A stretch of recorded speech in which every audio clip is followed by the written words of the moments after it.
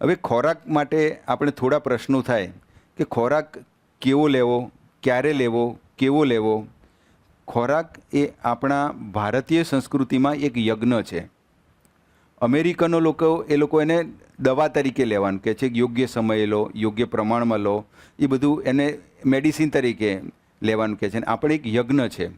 હવે સપોઝ આપણે કોઈ યજ્ઞ કરતા હોય તો યજ્ઞની પહેલું સ્ટેજ પવિત્રતા આવે છે. એટલે આપણે ખોરાક જે ક્યારે લેવો કે પવિત્ર સ્થાનમાં બેસીને લેવો, એકાંતમાં લેવો. વેર ક્યાં લેવો, એકાંત સ્થાનમાં. વેન ક્યારે લેવો, તો જ્યારે ભૂખ લાગે ત્યારે.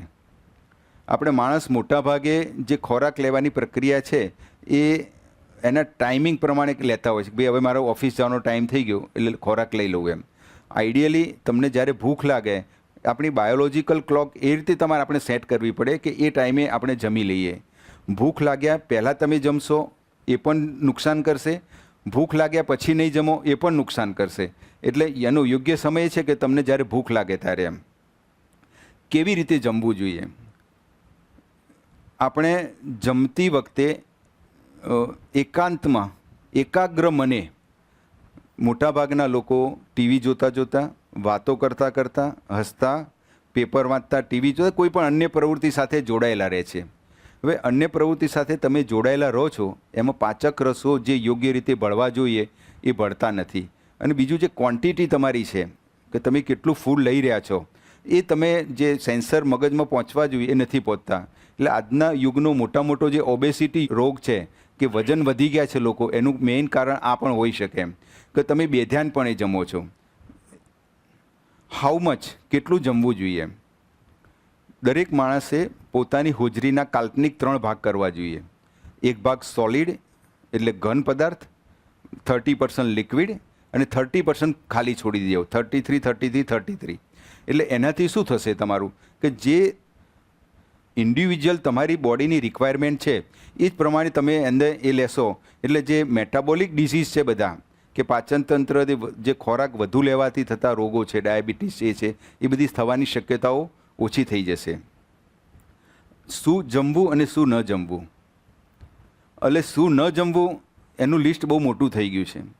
જેમ જેમ માણસ પૈસાવાળો અને આધુનિક થતો ગયો એમ ખોરાક બનાવવાની પ્રક્રિયા, ખોરાક સંગ્રહવાની પ્રક્રિયા, અને તમે જે અમારે એક સાહેબ કહેતા હતા કે જ્યાં સુધી હોટલો અને ગલ્લા ચાલુ છે ત્યાં સુધી તમને વાંધો આવશે નહીં. એક દિવસે હું સવારે મોર્નિંગ વોક કરી રહ્યો હતો. અમારી સોસાયટીમાં એક વાડી છે, ત્યાં હું જતાં મેં નજર કરી કે એક ભાઈ લોટ ગૂંદી રહ્યા હતા એમ. એટલે એ દિવસે મારે વાડીમાં જમવાનું હતું તો મેં જોયું એ ભાઈને એટલા પગ ગંદા, માખીઓ ઉડે. અને મેં કહ્યું શું કરે ભાઈ? હતું કે સાહેબ પૂરીનો લોટ બનાવું છું એમ. પછી બાજુમાં જોયું તો સલાડ કાપતા હતા એક બીજા બેન. ગટરનું પાણી સારું હોય એટલા ગંદા પાણીમાં સબ્જી કાપતા હતા ને એ બધું સલાડ બનાવતા હતા. મને એમ થયું કે સાલું આવું જ હોય છે એમ. તો આપણે જે ભગવાનની આજ્ઞા છે કે સંતોની આજ્ઞા છે એ સાયન્સ પણ એવું કહે, આજનો દિવસ એવું કહે છે કે આ બધા ખોરાકો તમને નુકસાન કરશે.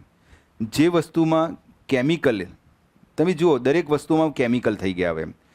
પ્રિઝર્વેટિવ જે લાંબો ટાઈમ ખોરાક ટકે શેના કારણે ટકતા હોય? કેમિકલના કારણે. એનો કલર શેના કારણે હોય છે? કેમિકલના કારણે હોય છે. એનો ટેસ્ટ શેના કારણે હોય છે? કેમિકલના કારણે હોય છે. હવે એક હોટલના માલિક આવેલા, મને કહ્યું કે એવું કંઈક એમણે કોઈ કેમિકલ શબ્દ હું ભૂલી ગયો, પણ એ કેમિકલ નાખવાથી ચટાકો થાય એમ. એ ચટાકો જે આ પડીકા આવે છે બધામાં એ જ હોય છે એમ. એટલે નાના બાળકોનું તમે માર્ક કરજો, એ જેટલા પડીકા ખાશે એટલું ઘરનું ખાશે નહીં. એટલે એ આ બધું જે નુકસાન છે એ આખું જે પાચનતંત્ર છે.